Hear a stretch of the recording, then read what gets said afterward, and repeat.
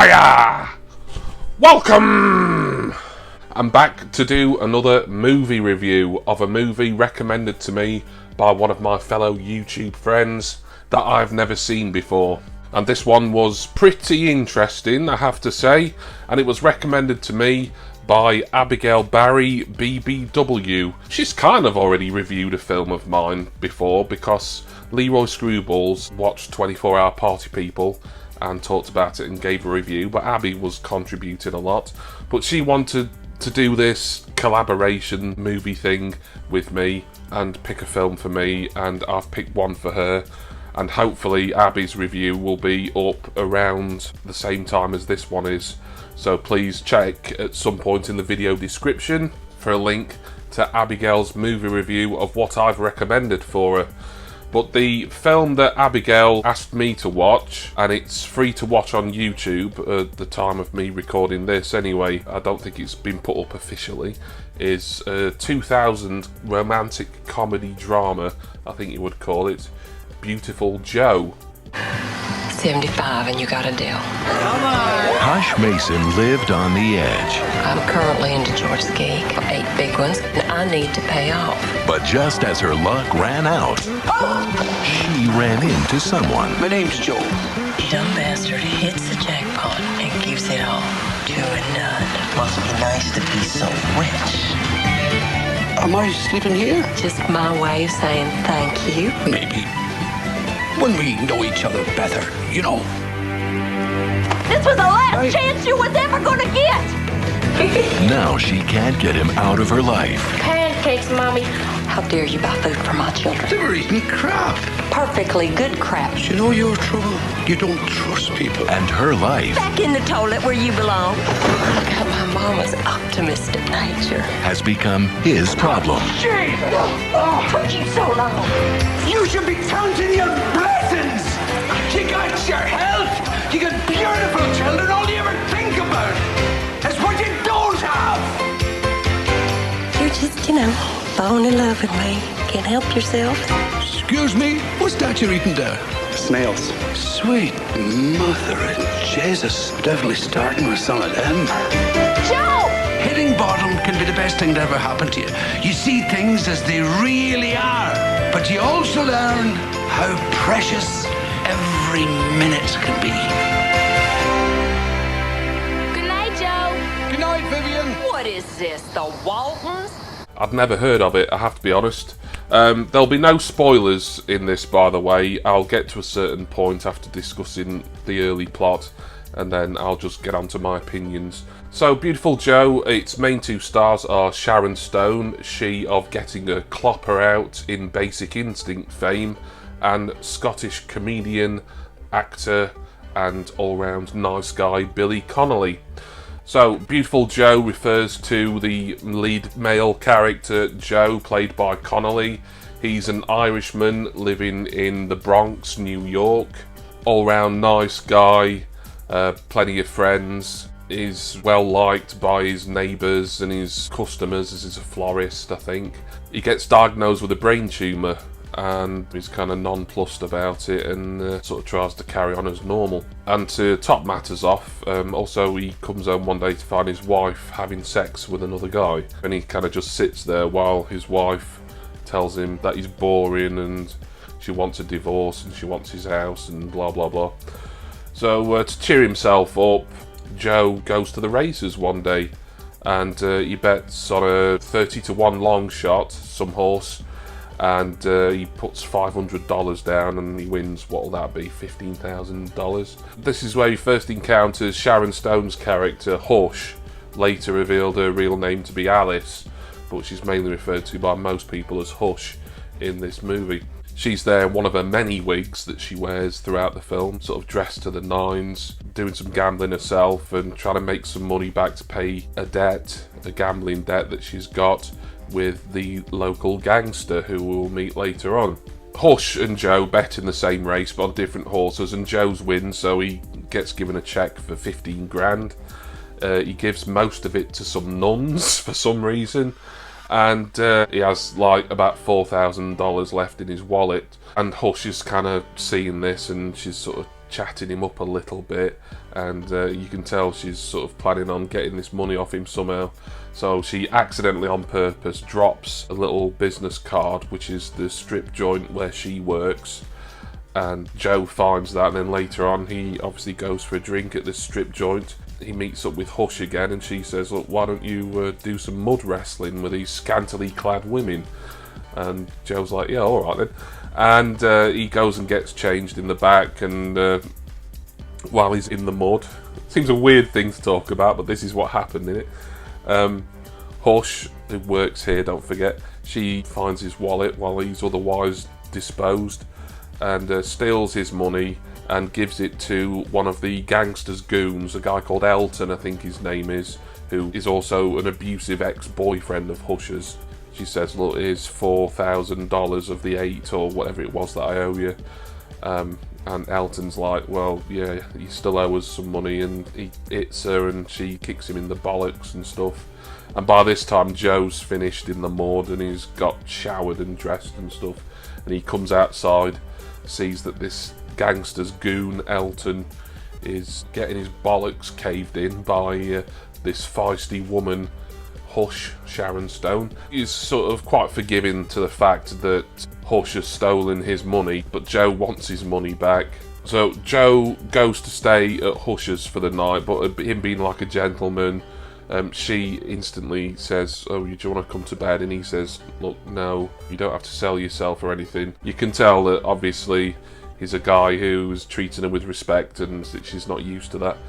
And then in the morning he meets Hush's kids, a sort of teenage girl and a younger boy who doesn't speak until near the end of the movie. And the following day, Joe goes to the bar, or whatever it is, that the gangster known as the Geek, who this goon Elton worked for, and he just demands his money back. And the Geek ends up giving it to him, and it turns out the reason the Geek, this local gangster, gave him his $4,000 and his wallet and everything back was that in the case of mistaken identity, the Geek thinks that Joe is a big-time Irish mobster known as Beautiful Joe, like a contract killer type person, and someone who is higher up than the Geek himself on the organised crime food chain. So that's where I'm going to leave it in terms of plot, as if I go further on then I'm just giving away too much regarding the actual story. Beautiful Joe, now then, like I say, this never came out at cinemas anywhere in the world. It went straight to video, DVD, or straight to television. Did I enjoy this film? Parts of it, and other parts I thought were rubbish. It's a real mixed bag, this. It's kind of a jack-of-all-trades movie and a master of very little, I'm afraid.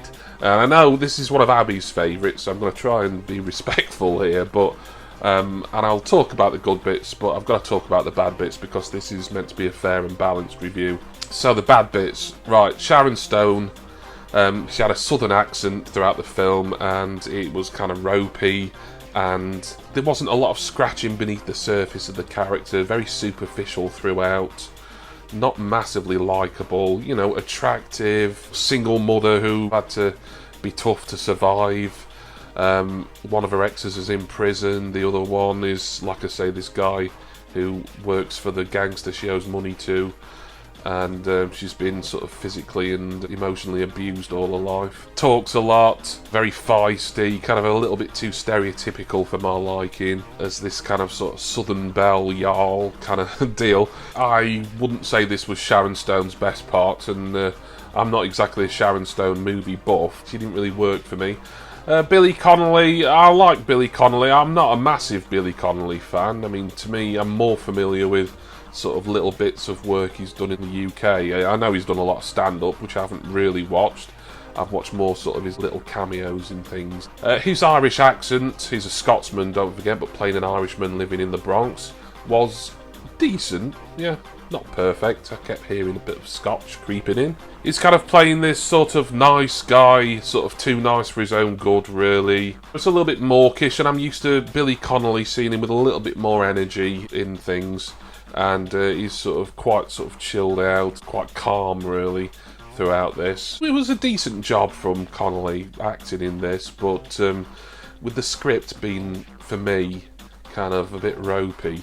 And some of his co-stars, I mean, some of the lesser-known people, and there wasn't many other people I even recognised in this movie. There's one I'll get onto in a sec. But compared to the rest of the cast, he was definitely, I think, the best actor in this. But really, considering the rest of the cast and the characters, that wasn't particularly difficult. I will touch upon the brain tumour thing, as for ages it felt like, oh, that's just something to mention at the start, and then we're going to get to this point where it comes up again. And for a long time, it's like you almost forget, oh, we got diagnosed with that quite early in the film. It is more pertinent later on. The only other actor that I recognised in this was the guy, I think he's George the Geek, or I just keep calling him the Geek, but it might be George the Geek. He was played by British actor Ian Holm, and he's a good actor in other things that I've seen him in, but I wasn't buying him as a gangster at all. There was one scene, the scene where Joe goes to get his money back off him, and he just sits there calmly as anything and says, do you know why they call me the Geek? Because I bit my sister's nose off. And it's like it's really an out of place sort of quote in what is a daft kind of romantic comedy / crime caper. It's trying to be a lot of things. It's trying to be a romance, it's trying to be a comedy, it's trying to be a road movie at times, it's trying to be a crime film at times.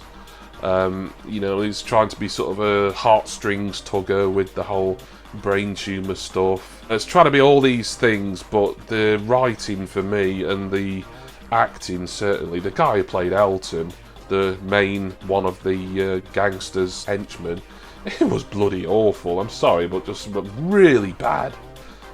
I don't recognise the guy. Maybe I'll put his name on screen, or maybe I won't, to spare him any embarrassment, but he was bad. And I guess the kids, the girl and the boy, Husher's children, they were pretty fine as child actors, although the boy, to be frank, didn't really have anything to say till the end, because he was just an unhappy kid who never spoke. It's a strange one, this. I can totally see why this didn't get a cinema release. I think probably all the major studios looked at it and thought, this is not good enough. And it's not really. It's kind of a little bit cheapo. The cast isn't up to much once you've got past the sort of star power of Billy Connolly and Sharon Stone, and arguably Ian Holm as well. It is essentially just a bunch of US and Canadian TV actors and nobodies, really. I think the teenage girl, from what I was reading, she's gone on to do a few more things in adulthood. This was a film that was out about 20 years ago, so, she's going to be in, her early 30s now, I think.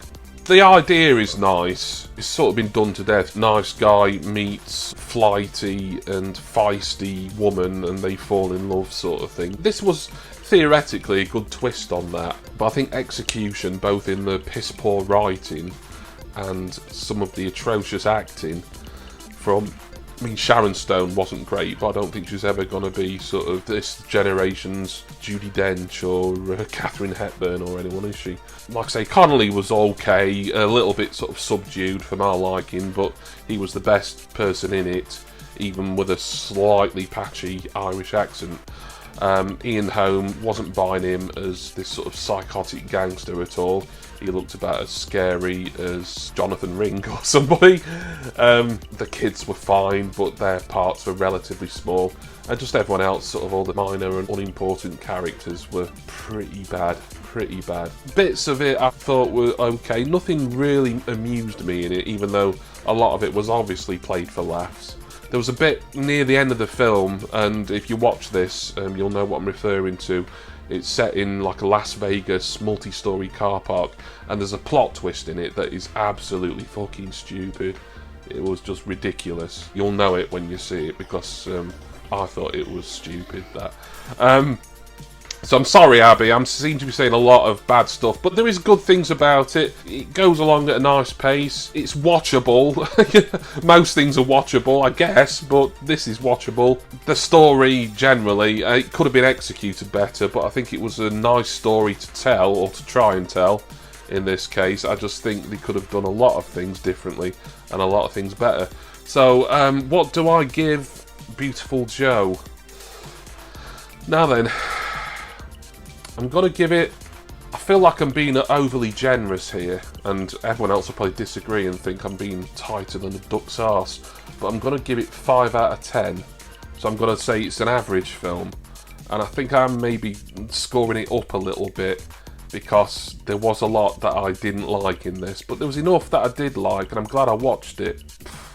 It is what it is. So that was Beautiful Joe. Thank you, Abigail Barry. Like I said, it is on YouTube currently. If you just search for it, it is available. I think the video that I watched said it lasted for about 2 hours 40 something minutes. It doesn't. It ends around the 1 hour 35 mark, and then for some reason they just tack on another hour of it, just repeat it. But thank you, Abby, for recommending this, and thank you all of you for watching this. That was another movie review. I'm sure I'll be doing another one of these soon. I've been in talks with another YouTube friend of mine, and he's given me a film to watch, and I'll be recommending one to him very soon, so watch out for that. That will hopefully be along fairly soon. But this was a recommendation, Beautiful Joe, the 2000 movie, recommended to me by Abigail Barry. Please see the link for Abby down in the description. Thank you to all of my subscribers and all of my amazing patrons. I'm going to go now, and please, will all of you join me again for my next movie review.